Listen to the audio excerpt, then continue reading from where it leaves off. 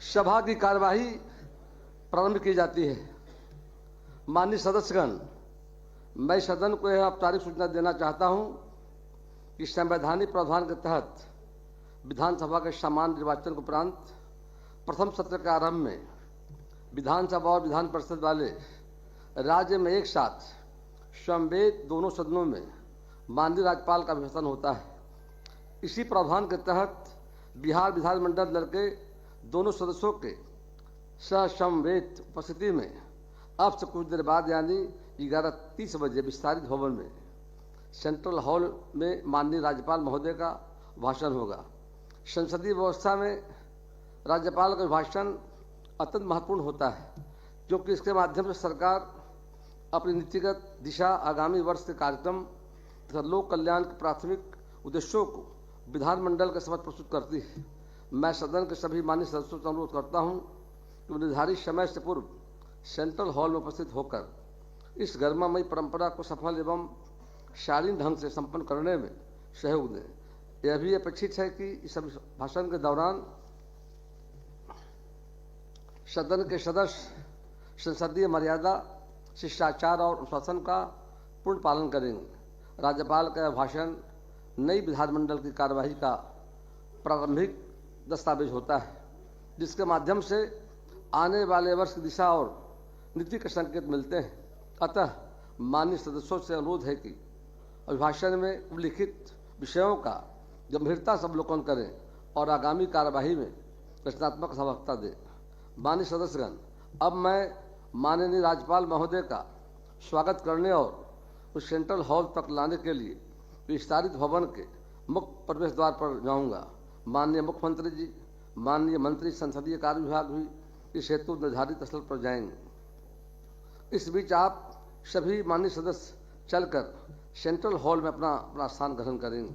माननीय राज्यपाल महोदय के अभिभाषण की समाप्ति के पश्चात पुनः इस सभा में आज के निर्धारित शेष कार्य होंगे। अतः आप सभी माननीय सदस्यगण भाषण समाप्त होने के तत्काल बाद सेंट्रल हॉल से आकर इस सदन में अपना स्थान पुनः ग्रहण कर लेंगे। अब आगे कार्रवाई सेंट्रल हॉल में होगी।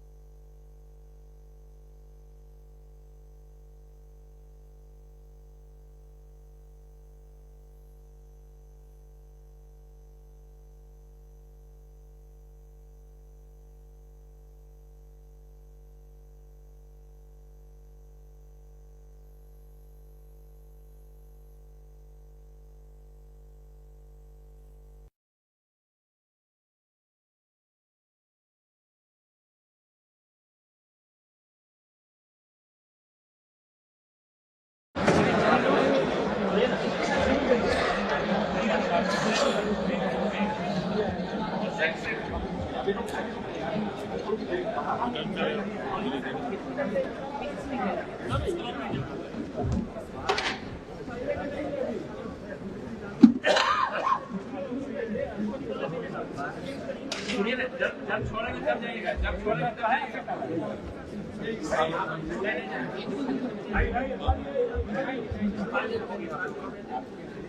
अभी तो नहीं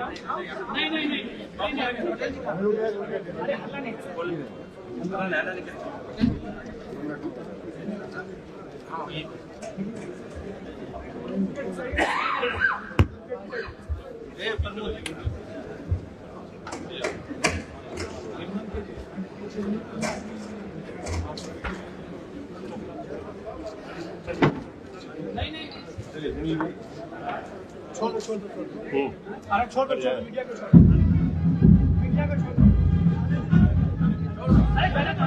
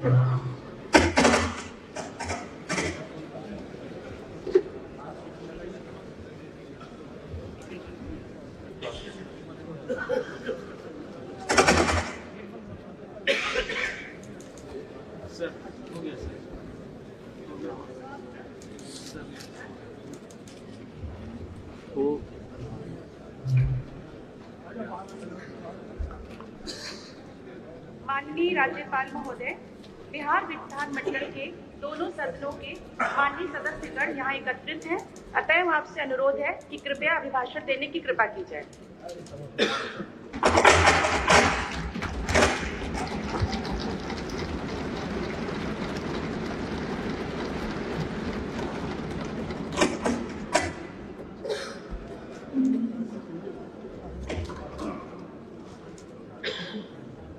बिहार विधानमंडल के सभी सम्मानित सदस्यगण, मैं बिहार विधानमंडल के दोनों सदनों के संयुक्त अधिवेशन में आप सभी का स्वागत करता हूं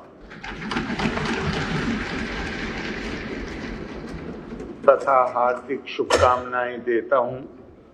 मैं राज्य की खुशहाली एवं बहुआयामी विकास की कामना करता हूं।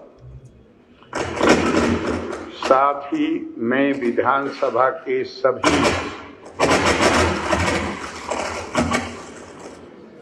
सभी नवनिर्वाचित सदस्यों को बधाई देता हूं।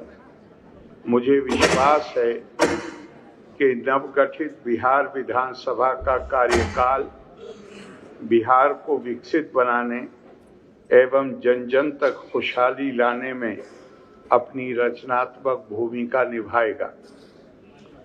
अभी हमारे यहाँ शांतिपूर्ण, स्वतंत्र तथा निष्पक्ष चुनाव हुए हैं। राज्य की जनता ने विकास के एजेंडे को स्वीकार करते हुए सरकार को व्यापक समर्थन दिया है।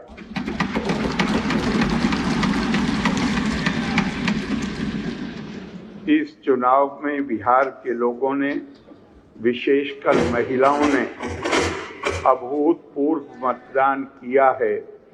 मैं सभी मतदाताओं को इस लोकतांत्रिक प्रक्रिया में भाग लेने के लिए बधाई देता हूं एवं इस प्रक्रिया को सफलतापूर्वक संपन्न कराने हेतु भारत निर्वाचन आयोग तथा निर्वाचन में संलग्न सभी पदाधिकारियों एवं कर्मियों को भी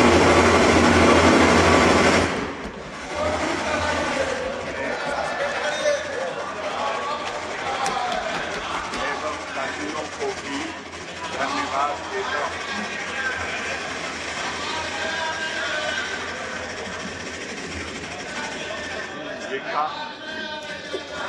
अब आ जाएगी। विकास के प्रति राज्य के सभी वर्गों में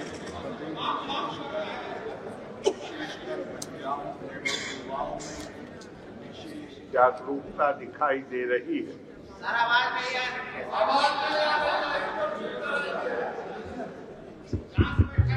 अब आवाज आई।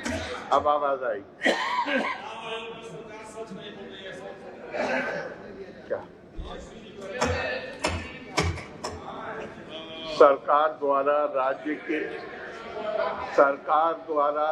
के विकास के लिए किए जा रहे प्रयासों के लिए आप सभी का सहयोग अपेक्षित है। 24 नवंबर 2005 को नई सरकार बनने के बाद राज्य में कानून का राज है तथा लगातार विकास का कार्य हो रहा है। राज्य सरकार ने हमेशा सुशासन एवं न्याय के साथ विकास पर जोर दिया है, जिसका अर्थ है सभी क्षेत्रों का विकास एवं सभी वर्गों का उत्थान। शिक्षा,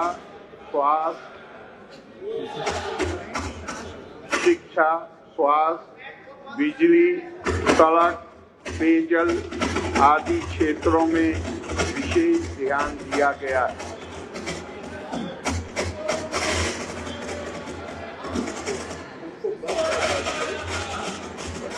इसको बंद करवा दीजिए, मैं जोर से बोल लूंगा।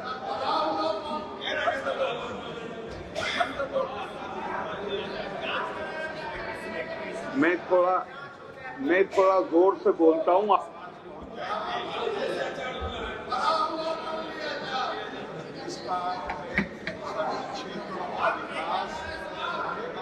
वर्गों का उत्थान। शिक्षा, स्वास्थ्य, बिजली, सड़क, पेयजल आदि क्षेत्रों में विशेष ध्यान दिया गया है। अब किसी तरह के डर एवं भय का वातावरण नहीं है तथा राज्य में प्रेम, भाईचारे और शांति का माहौल है। राज्य में कानून का राज बनाए रखना सरकार की सर्वोच्च प्राथमिकता है। सरकार द्वारा अपराध नियंत्रण एवं विधि व्यवस्था संधारण के लिए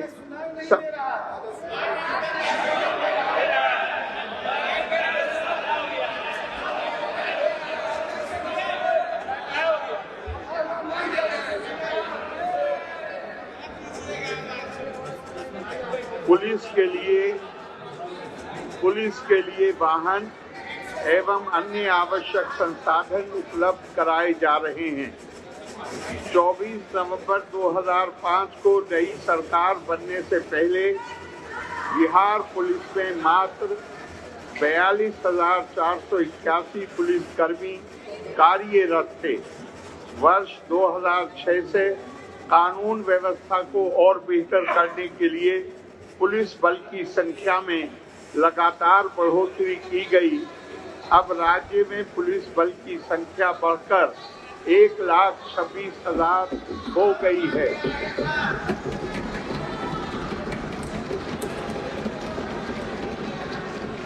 महिला पुलिस बल की संख्या में भी काफी वृद्धि हुई है तथा आज बिहार में पुलिस बल में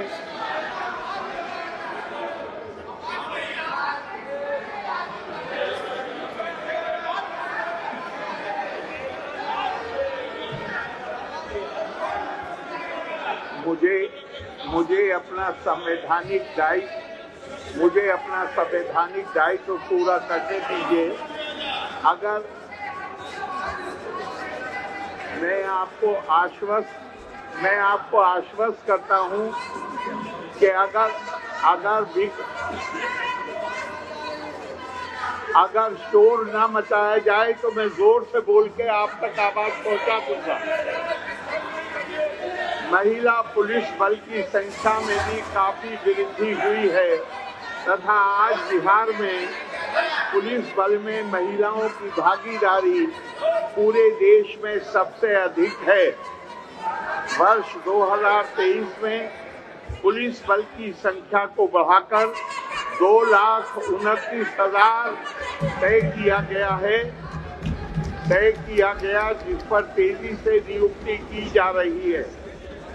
विधि व्यवस्था को सुदृढ़ करने के लिए राज्य में बड़ी संख्या में नए थानों की स्थापना की गई है। पहले राज्य में कुल 814 थाने थे, इनकी संख्या अब बढ़कर 1380 हो गई है। आपातकालीन स्थिति से निपटने के लिए डायल 112 की इमरजेंसी सेवा प्रारंभ की गई है। इस व्यवस्था के अंतर्गत किसी भी प्रकार की आपातकालीन स्थिति जैसे अपराध की घटना, आग लगने की घटना, वाहन दुर्घटना की स्थिति में या महिलाओं, बच्चों एवं वरिष्ठ नागरिकों की सुरक्षा से संबंधित स्थिति में बिहार के किसी भी कोने में कोई भी पीड़ित व्यक्ति सहायता के लिए 112 नंबर पर निशुल्क कॉल कर सकता है। पहले ये व्यवस्था जिला मुख्यालयों एवं शहरी क्षेत्रों में लागू थी तथा अब इसका विस्तार पूरे राज्य में कर दिया गया है। राज्य में सामाजिक सौहार्द एवं सांप्रदायिक सद्भाव का माहौल कायम है। राज्य सरकार द्वारा वर्ष 2006 से ही कब्रिस्तानों की घेराबंदी की योजना शुरू की गई है, जिसमें राज्य की मिली-जुली आबादी के इलाकों वाले एवं अन्य संवेदनशील कब्रिस्तानों की घेराबंदी की जा रही है। पहले 8000 से ज्यादा कब्रिस्तानों की घेराबंदी की जा चुकी है तथा बाद में 1273 कब्रिस्तानों को और चिन्हित किया गया है। इनमें से 746 कब्रिस्तानों की घेराबंदी पूर्ण हो गई है तथा शेष की घेराबंदी शीघ्र ही पूरी हो जाएगी। इसी तरह से वर्ष 2016 से 60 वर्ष से पुराने हिंदू मंदिरों की घेराबंदी भी की गई है, जिससे चोरी आदि की घटनाएं अब नहीं होती हैं। अब समाज में शांति एवं सद्भाव का वातावरण है। राज्य सरकार द्वारा शुरू से ही शिक्षा पर विशेष ध्यान दिया गया है। बड़ी संख्या में नए स्कूल खोले गए हैं। विद्यालयों में एक ओर जहां पोशाक, साइकिल, छात्रवृत्ति एवं अन्य कई योजनाएं लागू की गई हैं, वहीं दूसरी ओर नए विद्यालय भवन, क्लासरूम, शौचालय एवं चहारदीवारी आदि बनाकर विद्यालयों की आधारभूत संरचना को मजबूत किया गया है। बालिका शिक्षा पर विशेष ध्यान दिया गया है तथा हर पंचायत में उच्च माध्यमिक विद्यालय खोले गए हैं। शिक्षा व्यवस्था में सुधार के लिए सरकार द्वारा बड़े पैमाने पर शिक्षकों की बहाली की गई है। वर्ष 2023 से बड़ी संख्या में सरकारी शिक्षकों की बहाली की जा रही है। पूर्व से कार्यरत नियोजित शिक्षकों को मामूली सी परीक्षा लेकर सरकारी शिक्षक बनाया जा रहा है। अब कुल मिलाकर सरकारी शिक्षकों की संख्या 5,20,000 हो गई है। राज्य में स्वास्थ्य व्यवस्था पर विशेष ध्यान देते हुए इसमें व्यापक सुधार किया गया है। शुरुआत में प्राथमिक स्वास्थ्य केंद्र में इलाज कराने के लिए प्रति माह मात्र 39 मरीज ही आते थे। अब प्राथमिक स्वास्थ्य केंद्रों में हर महीने औसतन 11,600 मरीज आते हैं। राज्य में बहुत पहले से ही केवल 6 सरकारी मेडिकल कॉलेज एवं अस्पताल थे, जबकि आज 12 सरकारी मेडिकल कॉलेज एवं अस्पताल कार्यरत हैं एवं शेष सभी 27 जिलों में नए मेडिकल कॉलेज बनाए जा रहे हैं, जिन्हें शीघ्र पूरा किया जाएगा।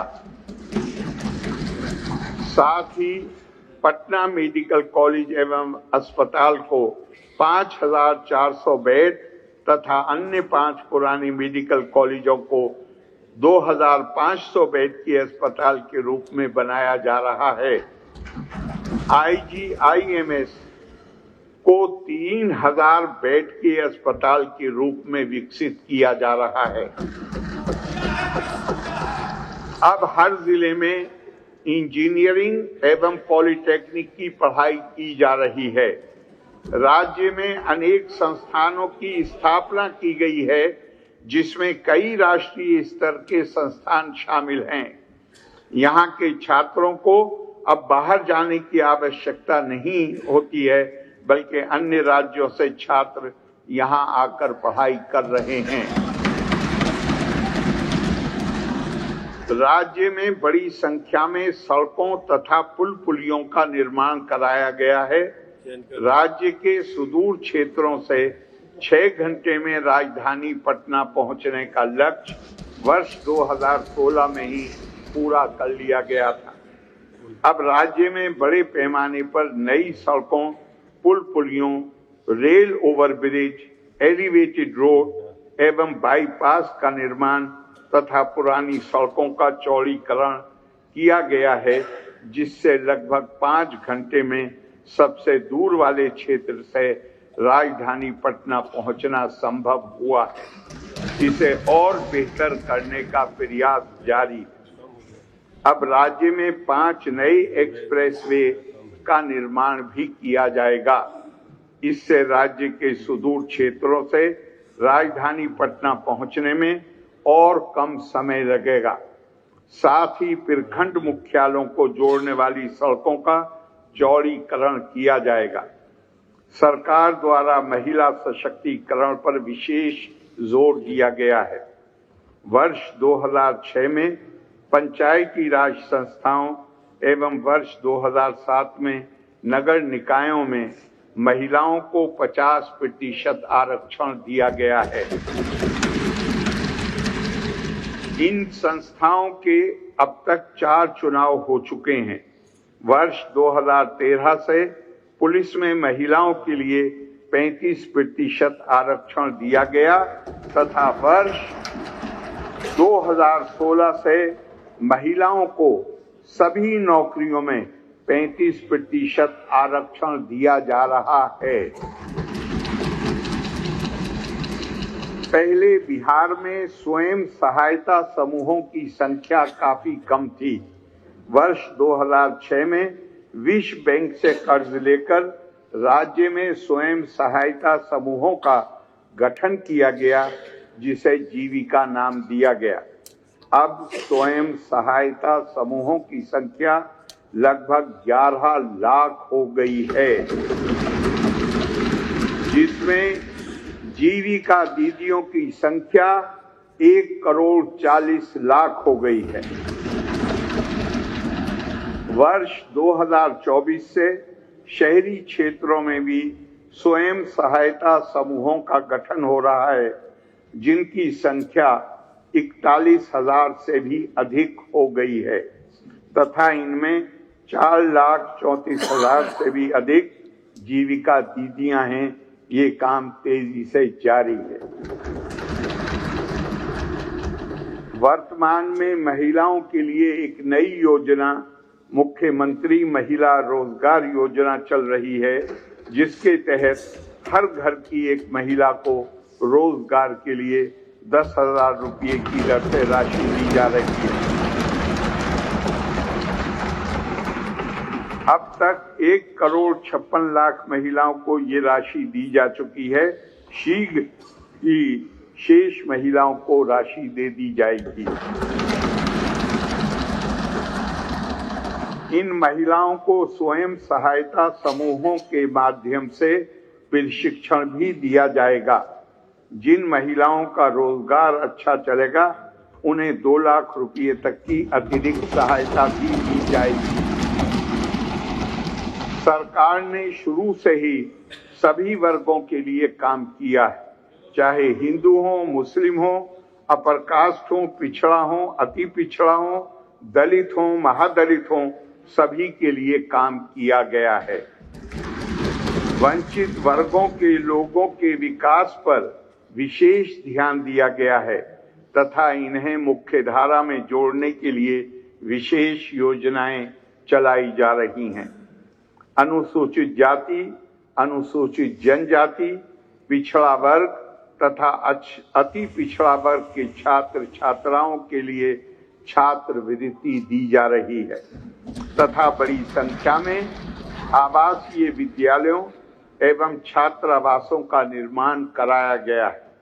राज्य सरकार द्वारा वर्ष 2018 से अनुसूचित जाति एवं जनजाति तथा अति पिछड़ा वर्ग के विद्यार्थियों के लिए सिविल सेवा प्रोत्साहन योजना तथा वर्ष 2018 से ही ग्रामीण क्षेत्रों में लोगों को आवागमन की सुविधा उपलब्ध कराने तथा कमजोर वर्गों के युवाओं को रोजगार उपलब्ध कराने हेतु मुख्यमंत्री ग्राम परिवहन योजना लागू की गई है।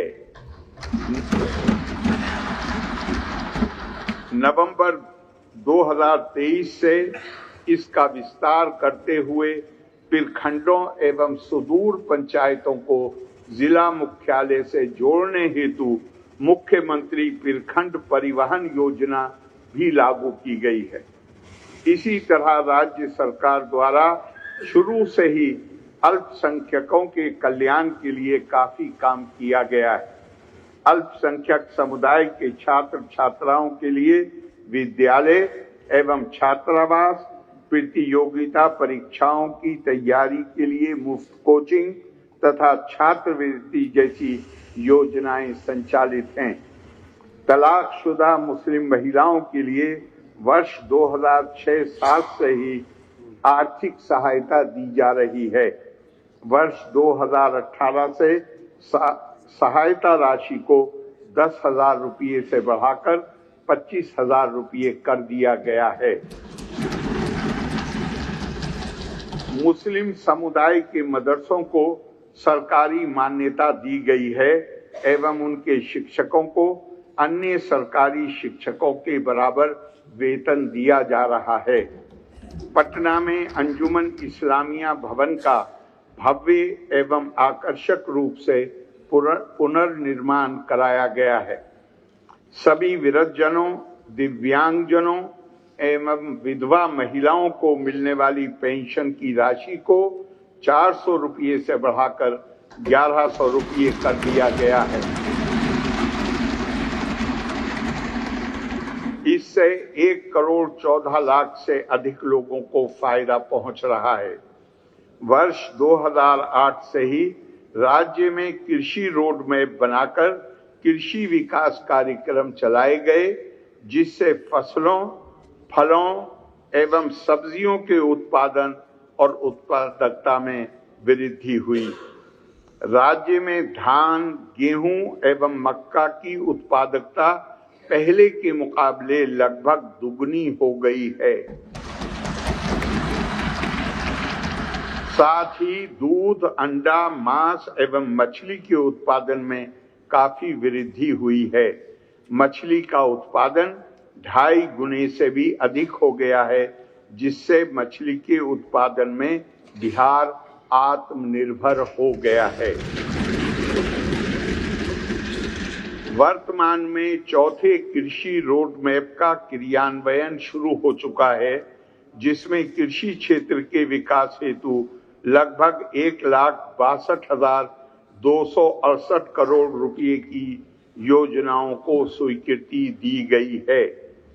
साथ ही किसानों की सुविधा के लिए राज्य के 21 बाजार प्रांगणों के आधुनिकीकरण एवं विकास के लिए कुल 1,289 करोड़ रुपए की लागत से योजनाओं को कार्यान्वित किया जा रहा है।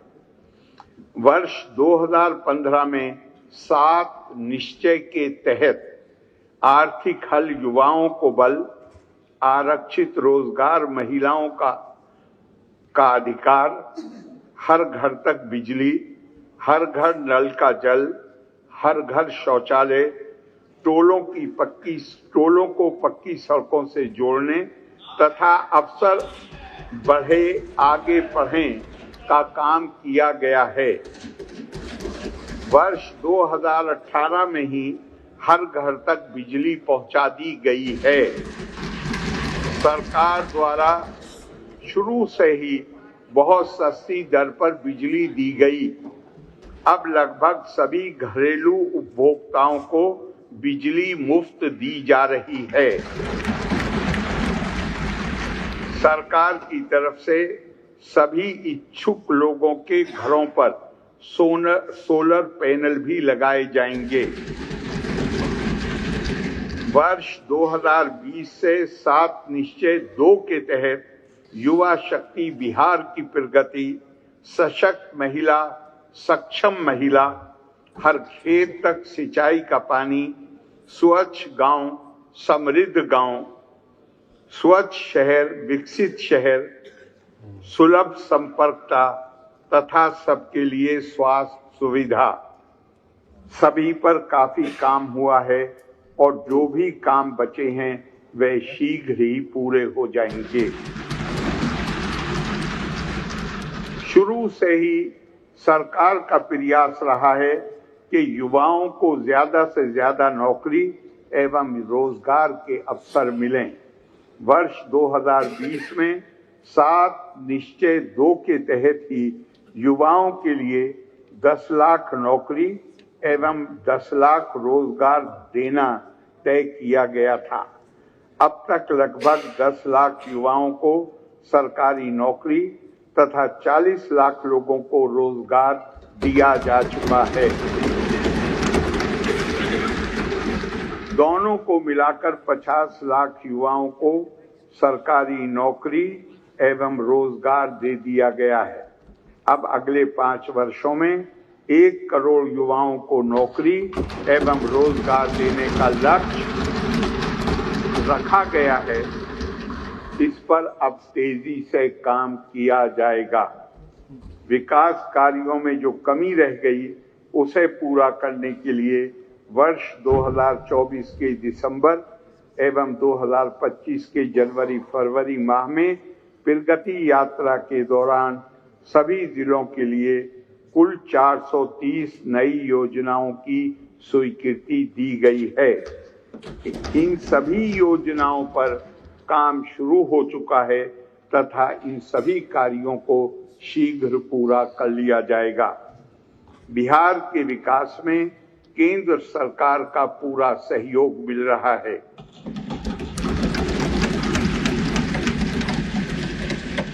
जुलाई 2024 के बजट में बिहार को विशेष आर्थिक सहायता के रूप में सड़क, उद्योग, स्वास्थ्य, पर्यटन एवं बाढ़ नियंत्रण आदि के लिए बड़ी राशि देने की घोषणा की गई है। फरवरी 2025 के बजट में बिहार में मखाना बोर्ड की स्थापना, एयरपोर्ट की स्थापना, पश्चिमी कोसी नहर के लिए वित्तीय सहायता आदि की घोषणा की गई है। वर्ष 2018 में देश के कुछ राज्यों में खेलो इंडिया यूथ गेम्स का आयोजन हुआ था। इस वर्ष खेलो इंडिया यूथ गेम्स का आयोजन बिहार में हुआ, जो हमारे लिए गौरव की बात है। आदरणीय प्रधानमंत्री जी का कई बार बिहार आगमन हुआ है तथा उन्होंने बिहार में कई महत्वपूर्ण योजनाओं का शुभारंभ किया है, जिन पर अब तेजी से काम हो रहा है। इन सब कामों के लिए आदरणीय प्रधानमंत्री श्री नरेंद्र मोदी जी को हम धन्यवाद देते हुए उनके प्रति आभार व्यक्त करते हैं। मेरे द्वारा संक्षेप में आपके समक्ष रखी गई सरकार की उपलब्धियों एवं कार्यक्रमों से स्पष्ट है कि सरकार न्याय के साथ विकास के सिद्धांत को ध्यान में रखते हुए राज्य के सभी क्षेत्रों एवं सभी वर्गों के उत्थान के लिए सतत प्रयत्नशील है। अब राज्य में हर क्षेत्र के विकास एवं हर तबके के उत्थान के लिए नए कार्यक्रमों का निर्धारण किया गया है। 24 नवंबर 2005 को नई सरकार बनने के बाद 20 वर्षों में काफी काम हुआ है। अब इसे आगे बढ़ाया जाएगा तथा अगले 5 वर्षों में बिहार के विकास के लिए और ज्यादा काम होगा, जिससे बिहार आगे बढ़ेगा और देश के विकास में महत्वपूर्ण योगदान देगा। मुझे भरोसा है कि सभी माननीय सदस्य जिम्मेदारी के साथ सत्र के संचालन में अपना महत्वपूर्ण योगदान देंगे। मुझे धैर्य एवं ध्यानपूर्वक सुनने के लिए आप सभी माननीय सदस्यों को धन्यवाद। जय हिंद।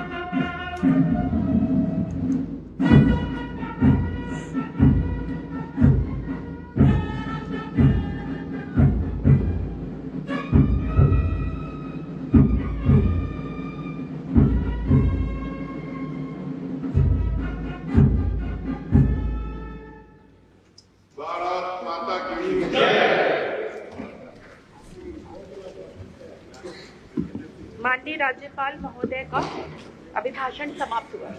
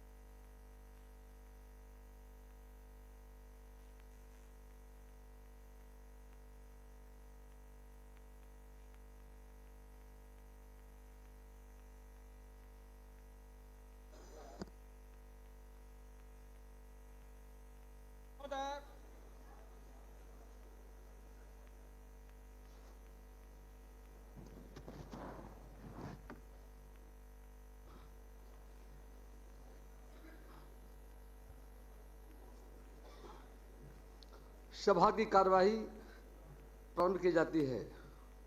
माननीय सदस्यगण, बिहार विधानसभा की प्रक्रिया कार्य संचालन नियमावली के नियम 2 के तहत माननीय मुख्यमंत्री श्री नीतीश कुमार को सदन नेता के रूप में मान्यता प्रदान की जाती है। बिहार विधानसभा के माननीय सदस्य श्री तेजस्वी प्रसाद यादव को नेता विरोधी दल के रूप में मान्यता प्रदान की जाती है।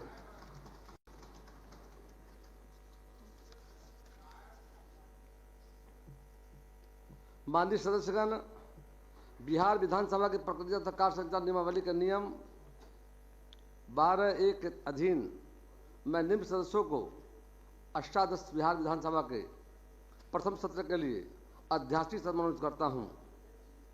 श्री राम नारायण मंडल सबीस, श्री रत्नेश सदा सबीस, श्री भाई वीरेंद्र सबीस, मोहम्मद कमल होदा सबीस, श्रीमती ज्योति देवी सबीस।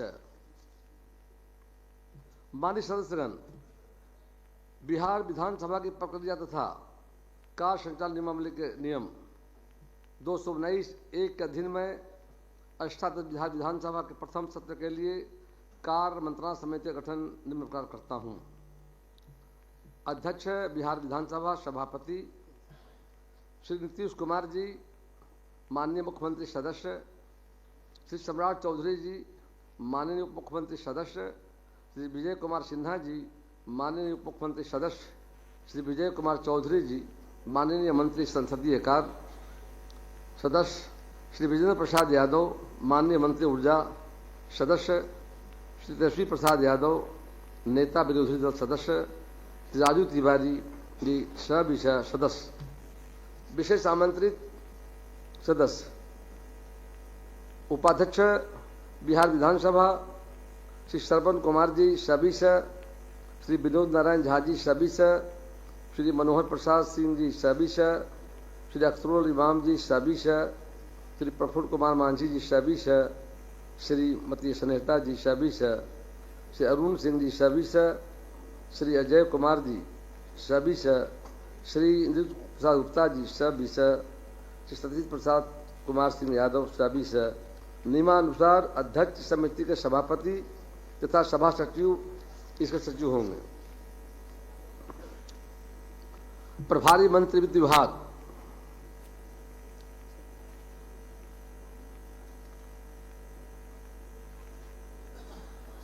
महोदय,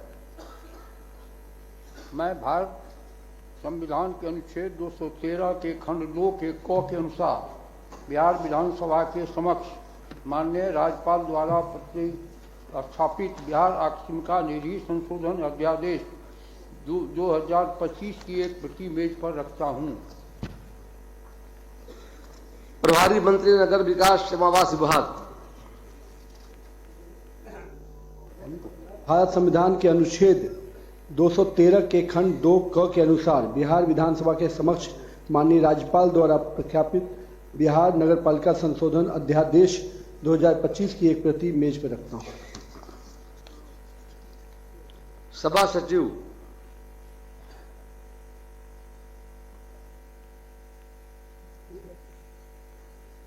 महोदय, सप्तदश बिहार विधानसभा के पंचदश सत्र में उद्भूत तथा बिहार विधानमंडल के दोनों सदनों द्वारा यथापारित निम्न 11 विधेयकों का विवरण सदन पटल पर रखती हूं, जिस पर माननीय राज्यपाल द्वारा भारत के संविधान के अनुच्छेद 200 के तहत अनुमति प्रदान की गई है।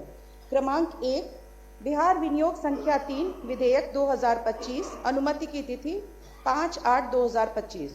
क्रमांक 2, बिहार हिंदू धार्मिक न्यास संशोधन विधेयक 2025, अनुमति की तिथि 6/8/2025। क्रमांक 3, बिहार विशेष सर्वेक्षण एवं बंदोबस्त संशोधन विधेयक 2025, अनुमति की तिथि 6/8/2025।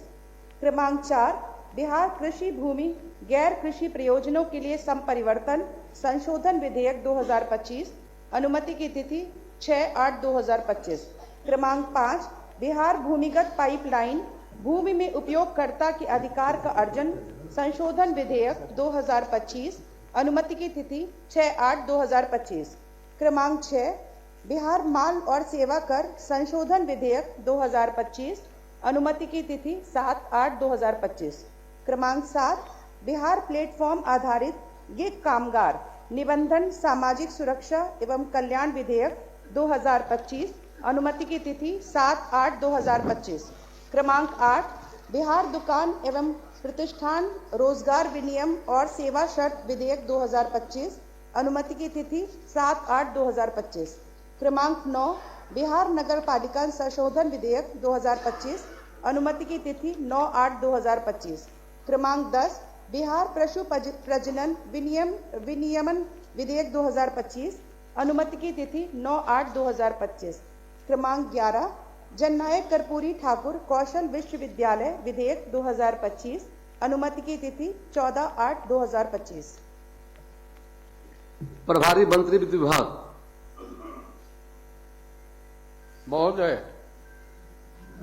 संविधान के अनुच्छेद 205 के अनुसरण में बिहार विनियोग संख्या 2 अधिनियम 2025 एवं बिहार विनियोग संख्या 3 अधिनियम 2025 द्वारा स्वीकृत राशि के अलावा वर्ष 25-26 में जो खर्च होने की संभावना है उसके संबंध में मैं द्वितीय अनुपूरक व्यय विवरणी उपस्थापित करता हूं। बिहार अग्निशमन सेवा संशोधन नियमावली 2025 की हिंदी एवं अंग्रेजी की प्रति होगी।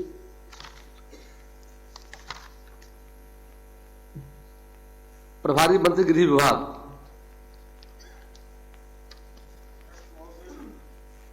बिहार अग्निशमन अधिनियम 2014 की धारा 64 के तहत बिहार अग्निशमन सेवा संशोधन नियमावली 2025 की हिंदी एवं अंग्रेजी की एक एक प्रति सभा पटल पर रखता हूं। बिहार अग्निशमन सेवा संशोधन नियमावली 2025 की हिंदी एवं अंग्रेजी की प्रति 14 दिनों तक सभा पटल पर रखी रहेगी।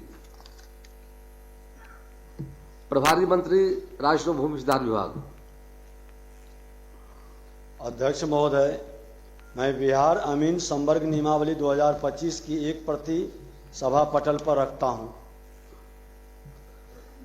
प्रभारी मंत्री संसदीय कार्य विभाग।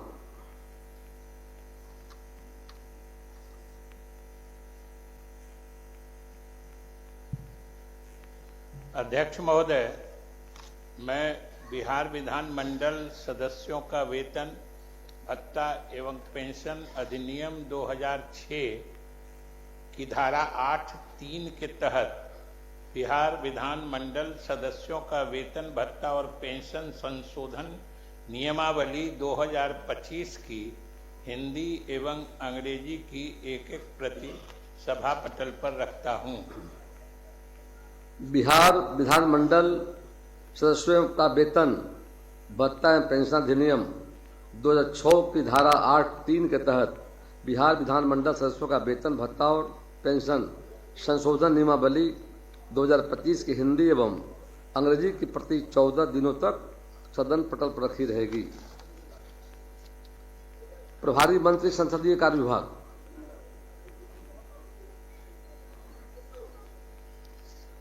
अध्यक्ष महोदय, मैं प्रस्ताव करता हूं कि बिहार राज्य के विभिन्न विश्वविद्यालयों के सेनेट की सदस्यता के लिए बिहार विधानसभा के 10-10 सदस्यों, जिनमें एक अनुसूचित जाति, एक अनुसूचित जनजाति एवं 3 अन्य पिछड़े वर्ग के हों, कृषि विश्वविद्यालयों के लिए 7-7 सदस्यों, बिहार राज्य होम्योपैथिक चिकित्सा बोर्ड के लिए 2 सदस्यों, राजकीय आयुर्वेदिक एवं यूनानी चिकित्सा परिषद के लिए 3 सदस्यों, बिहार भूमि आयोग के लिए 5 सदस्यों, बिहार राज्य मदरसा शिक्षा बोर्ड एवं बिहार राज्य संस्कृत शिक्षा बोर्ड के लिए 2-2 सदस्यों तथा निःशक्त व्यक्ति समान अवसर अधिकारों का संरक्षण एवं पूर्ण भागीदारी अधिनियम 1995 के तहत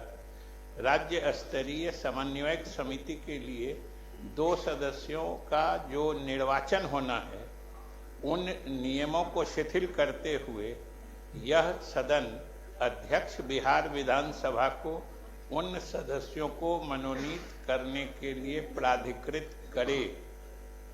प्रश्न यह है कि बिहार राज्य के विभिन्न विश्वविद्यालयों के सीनेट की सदस्यता के लिए बिहार विधानसभा के 10-10 सदस्यों, जिनमें एक अनुसूचित जाति, एक अनुसूचित जनजाति एवं 3 पिछड़े वर्ग के हों, कृषि विश्वविद्यालयों के लिए 7 सदस्यों, बिहार राज्य होम्योपैथिक चिकित्सा बोर्ड के 2 सदस्य, राजकीय आयुर्वेदिक एवं यूनानी चिकित्सा परिषद के लिए 3 सदस्यों, बिहार भूमि आयोग के लिए 5 सदस्यों, बिहार राज्य मदरसा शिक्षा बोर्ड एवं बिहार राज्य संस्कृत शिक्षा बोर्ड के लिए 2-2 सदस्यों तथा निःशक्त व्यक्ति समान अवसर अधिकारों का संरक्षण एवं पूर्ण भागीदारी अधिनियम 1995 के तहत राज्य स्तरीय समन्वयक समिति के लिए 2 सदस्यों का जो निर्वाचन होना है, उसके नियमों को शिथिल करते हुए यह सदन अध्यक्ष बिहार विधानसभा को उन सदस्यों को मनोनीत करने के लिए प्राधिकृत करे।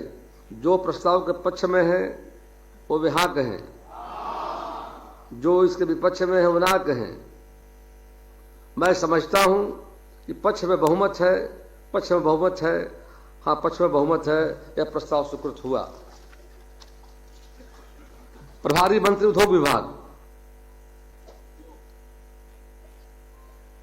अध्यक्ष महोदय, मैं the Bihar industrial area development authority financial service and technical regulations 2007, the IDA financial service and technical regulations 2007, Bihar उद्योग विस्तार पदाधिकारी संवर्ग नियमावली 2015, जिला उद्योग केंद्र आशु लिपिक संवर्ग नियमावली 2007, बिहार उद्योग क्षेत्रीय लिपिकीय संवर्ग नियमावली 2007, बिहार उद्योग सेवा संवर्ग संशोधन नियमावली 2013, बिहार रेशम तकनीकी अधीनस्थ संवर्ग नियमावली 2015, बिहार उद्योग हस्तकरघा एवं रेशम क्षेत्रीय लिपिक भर्ती एवं सेवा शर्त नियमावली 2015, बिहार हस्तकरघा तकनीकी अधीनस्थ संवर्ग नियमावली 2015 एवं बिहार औद्योगिक निवेश प्रोत्साहन नियमावली 2016 की एक एक प्रति सदन पटल पर रखता हूं। माननीय सदस्यगण, कतिपय जननायकों के निधन की सूचना मिली है, जिनके बारे में शोक प्रकट करना हमारा कर्तव्य है। स्वर्गीय श्री चंद्र सिंह, बिहार विधानसभा के पूर्व सदस्य श्री चंद्र सिंह का निधन दिनांक 27 जुलाई 2025 को हो गया। निधन के समय उनकी आयु लगभग 83 वर्ष की थी। स्वर्गीय सिंह गया जिला के इमामगंज विधानसभा निर्वाचन क्षेत्र से वर्ष 1980 एवं 1985 में बिहार विधानसभा के सदस्य निर्वाचित हुए थे। वे मिलनसार एवं मृदुभाषी व्यक्ति थे। हम उनके निधन से दुखी हैं। ईश्वर दिवंगत आत्मा को शांति एवं शोक संतप्त परिवार को दुख सहन करने की शक्ति प्रदान करें। स्वर्गीय शिबू सोरेन, बिहार विधानसभा के पूर्व सदस्य श्री शिबू सोरेन का निधन दिनांक 4 अगस्त 2025 को हो गया। निधन के समय उनकी आयु लगभग 81 वर्ष की थी।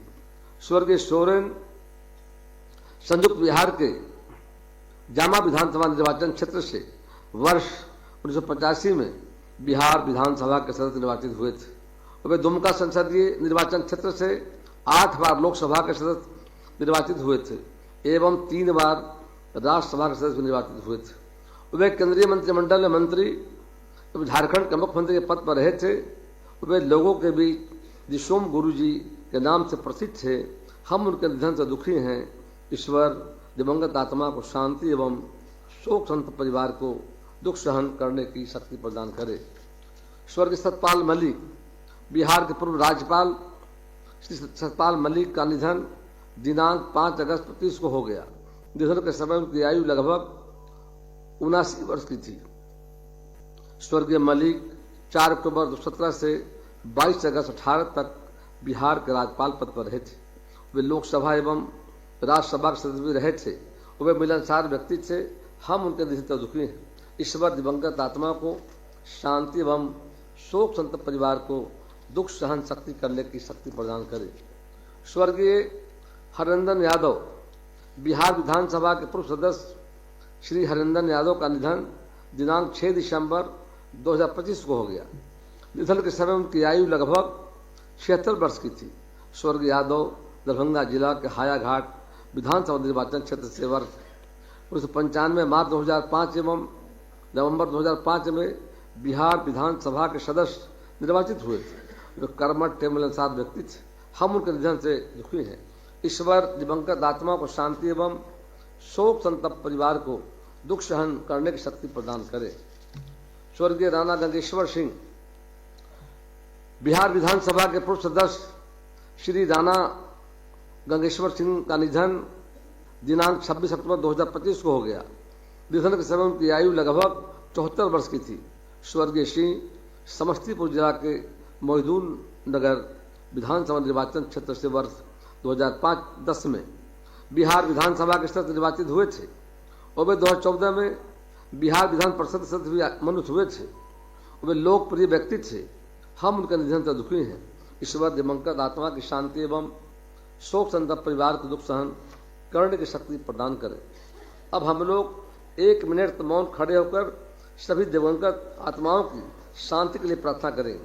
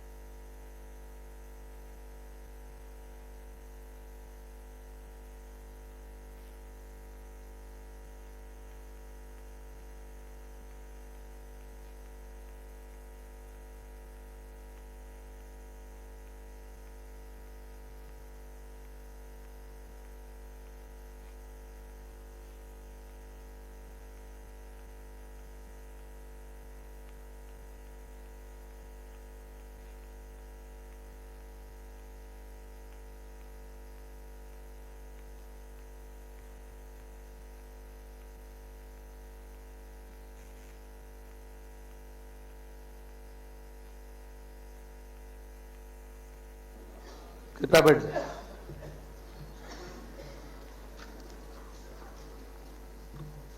मैं अपनी तथा संपूर्ण सदन की ओर से शोक संतप्त परिवार के पास संदेश भिजवा दूंगा।